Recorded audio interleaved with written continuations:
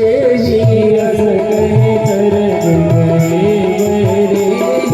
अस कही चरण गहे बैदेही, अस कही चरण गहे बैदेही। हे गौरी मैया, मोर मनोरथ जान होनी के आप मेरे मनोरथ को समझ गई होंगी। बसऊं सदा और पुर सबही के, आप जितने जनकपुर वासी हैं सबके मन मंदिर में बस जाओ और सबकी एक ही आवाज हो कि जनक जी, मेरे पिताजी अपने प्रण को त्याग दें और मैं इन्हीं का वर्ण कर लूं। ऐसा बोलते बोलते किशोरी जी गौरी मैया के चरणों पर गिर पड़ी, चरण पकड़ लिया और जब प्रेम भाव से वंदना की गौरी मैया की, तो विनय प्रेम बस भई भवानी, विनय प्रेम बस भई भवानी। खसी माल मूरत मुस्कानी, खसी माल मूरत मुस्कानी, खसी माल मूरत मुस्कानी, खसी माल मूरत मुस्कानी।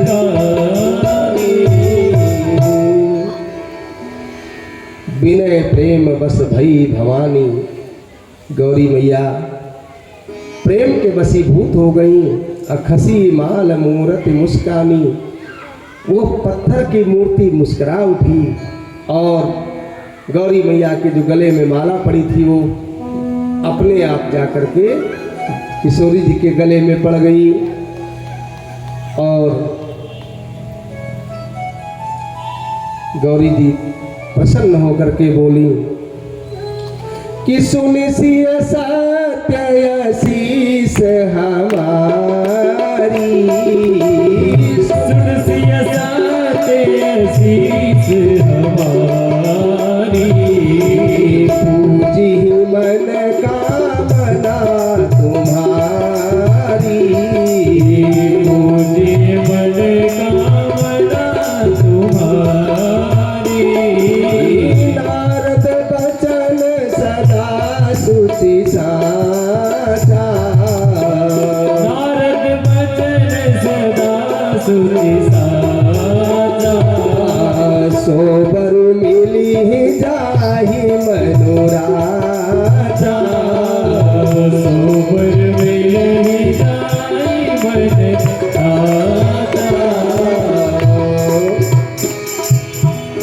गौरी मैया बोल पड़ी कि नारद का वचन सत्य होगा, असत्य नहीं होगा।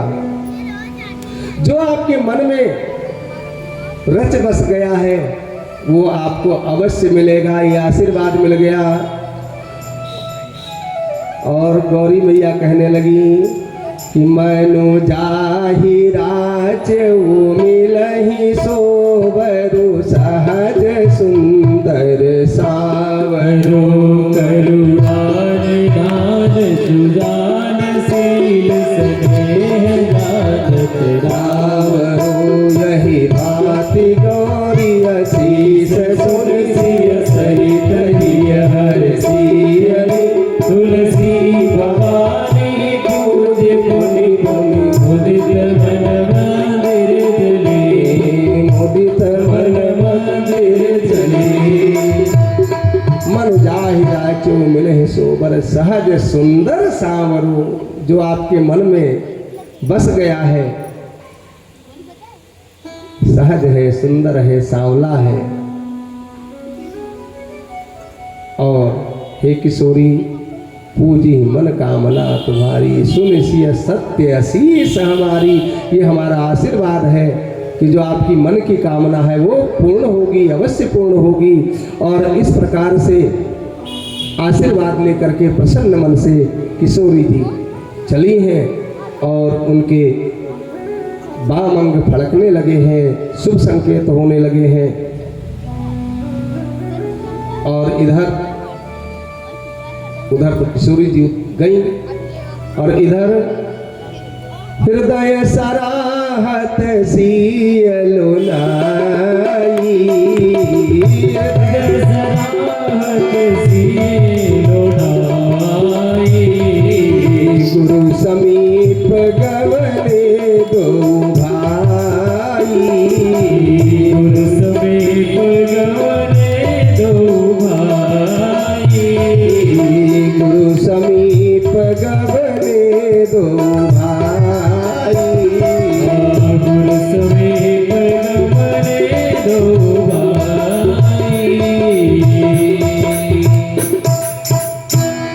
हृदय सराहत सिय लुटाई। दोनों भैया किशोरी जी के सौंदर्य की सराहना करते हुए और गुरुदेव के पास पहुँचे, पुष्प दिया और सुमन पाए मुनि पूजा कीनी, पुण्य आशीष भाई दीनी। गुरुदेव भी सब जान गए, क्योंकि मन ऐसा होता है ना, खैर खून खांसी खुशी बैर प्रीत मदपान, ये चाहे जितना छिपाओ छिपते नहीं है। तो गुरुदेव ने पूजा करने के बाद वो भी अपने तरफ से आशीर्वाद दे दिए, कुछ बात कहा नहीं, गुरुदेव सब समझ गए।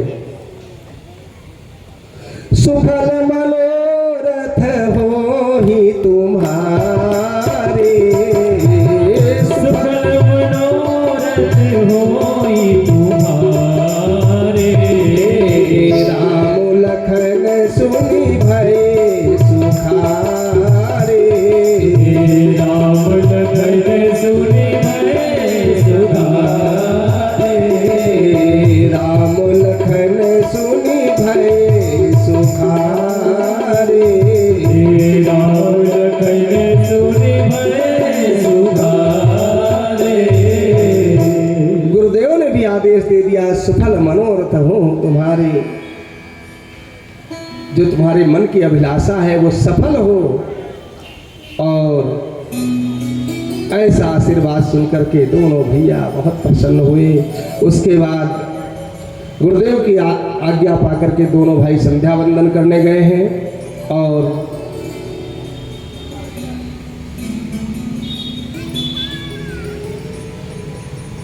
पश्चिम दिशा में, पूर्व दिशा में चंद्रमा का उदय हो गया।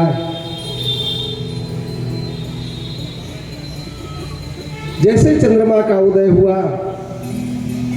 चंद्रमा को देखते ही रामचंद्र जी को किशोरी जी की याद आ गई, जो किशोरी जी की छवि को राम जी अपने मन में बसाए थे चंद्रमा को देख करके।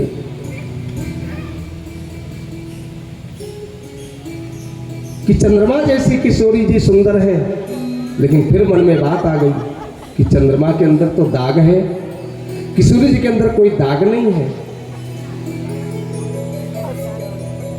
इसलिए जानकी की तुलना चंद्रमा से करना उचित नहीं होगा। मन ही मन सौंदर्य का वर्णन कर रहे हैं।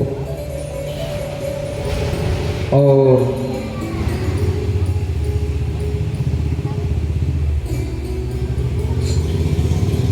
शाम का समय हो गया, रात्रि विश्राम किया है, सुबह सूर्योदय हुआ। तारक गण जो थे वो सब मलिन पड़ने लग गए। राम जी ने कहा, भैया लक्ष्मण सूर्योदय हो गया है, तारे सब छिप गए। कहा, हाँ भैया, आप भी तो सूर्य ही हैं। आपके आगमन से जितने राजा लोग आए हैं ना, वो सब फीके पड़ गए हैं।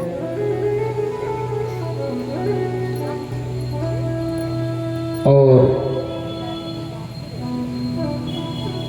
इधर सतानंद जी जो जनक जी के पुरोहित हैं,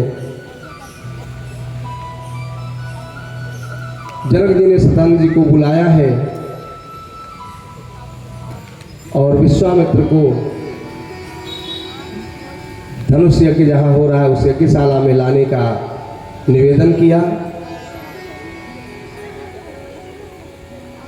सतानंद जी ने जाकर के जनक की प्रार्थना सुनाई वहाँ, और विश्वामित्र जी दोनों भाई को लेकर के प्रसन्नता पूर्वक घर से बोल लिए। दो भाई विश्वामित्र जी दोनों भैया को लेकर के चले हैं।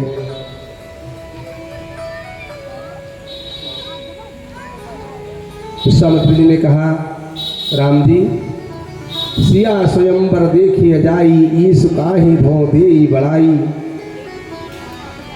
आज चलो सीता जी का स्वयंवर है। आज देखिए ईश्वर किसको बड़ाई देता है।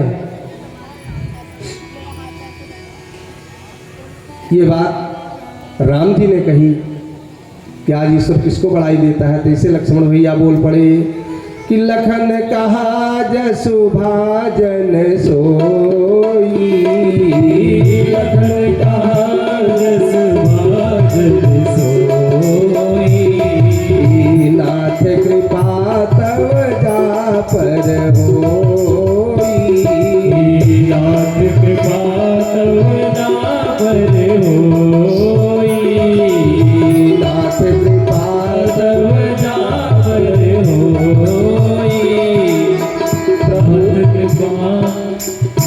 आप जिस पर कृपा कर दे आज उसी को बड़ाई मिलनी है। जिस पर आपकी कृपा हो जाए। और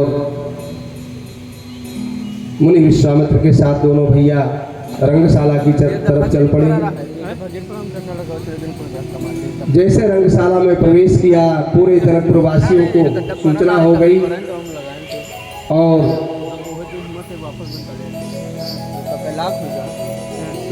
जितने लोग आए हैं धनुष यज्ञ देखने, सबको उचित आसन दिया गया है। सब राम जी को देख रहे हैं, सब एकटक राम जी को देख रहे हैं। गोस्वामी जी लिखते हैं कि जिनके रही भावना जैसी, जिनके रही भावना जैसी, प्रभु मूर्ति देखी तिन्ह तैसी, प्रभु मूर्ति देखी तिन्ह तैसी, सहज मनोहर मूर्ति तो, सहज मनोहर मूर्ति तो, कोटि काम उपमा लघु सो, कोटि काम उपमा लघु सो। बहुत सुंदर जनकपुर को सजाया गया है। यज्ञशाला भी बहुत सुंदर सजाई गई है और चारों तरफ मंच लगे हुए हैं। लेकिन एक मंच अलग लगा हुआ है। सब मंचनते मंचुयक सुंदर विशद विशाल, मुनि समेत दो बंधु तहाँ बैठारे महिपाल। जो खूब लंबा चौड़ा ऊंचा सुंदर मंच था, उस पर जनक जी विश्वामित्र से दोनों भैया को ले जा करके बैठाए हैं। अब जैसे दोनों भैया उस मंच पर बैठते हैं, जितने राजागण आए हैं वो सब जैसे सूर्य के उदय होने पर तारे छिप जाते हैं या तारों की चमक कम हो जाती है, राम जी के वहां पहुंचने पर जितने राजागण आए थे सबकी चमक मध्यम हो गई, फीकी पड़ गई।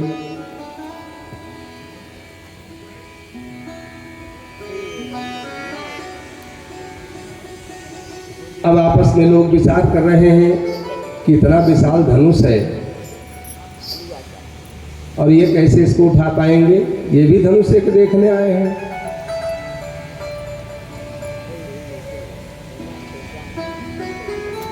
इतने में सब राजा आपस में बातचीत कर रहे हैं। एक 11 वर्ष की कन्या का वर्ण करने के लिए 60 वर्ष के राजा आए हुए हैं। वो तो गौ प्रथा खत्म हो गई। अगर आज वो प्रथा चल रही होती तो आजकल यदि स्वयंवर की होती प्रथा, आजकल यदि स्वयंवर की होती प्रथा, लिखते बनती न भारत की पौरुष कथा, लिखते बनती न भारत की पौरुष कथा। बूढ़े अवसर न देते युवा को कभी, बूढ़े अवसर न देते युवा को कभी, और जवानी सिसक करके कहती व्यथा, और जवानी सिसक करके कहती व्यथा, और जवानी सिसक करके कहती व्यथा। यदि आजकल स्वयंवर की प्रथा होती तो पिताजी बेटे को डांट देते हैं, तू घर में रह, मैं जा रहा हूं स्वयंवर में, अभी तू कोई लायक नहीं, घर में रुक। लेकिन ये तो वो प्रथा खत्म हो गई नहीं थी।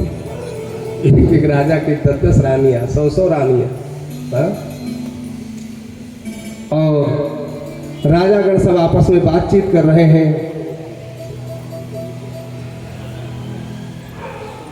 कोई कह रहा है कि धनुष मैं तोड़ूंगा, कोई कह रहा है मैं तोड़ूंगा। सब आपस में बातचीत कर रहे हैं। कोई कह रहा है कि व्यर्थ बोलने से कोई लाभ नहीं है, ये जो मन में सबके लड्डू फूट रहा है ना, इससे भूख मिटने वाली नहीं है, किशोरी जी मिलने वाली नहीं है, वो तो जगत जननी है। और इधर जनक जी ने अपने दूतों को भेजा, जाकर के मेरे प्रण को सभा में बताओ। दूत लोग आए और दूत लोगों ने कहा सावधान होकर के सुनिए, जनक जी ने प्रण किया हुआ है, जो ये शिव जी का धनुष रखा हुआ है, इसको जो उठा लेगा और उठा करके तोड़ देगा, किशोरी उसी के गले में जयमाल डालेगी।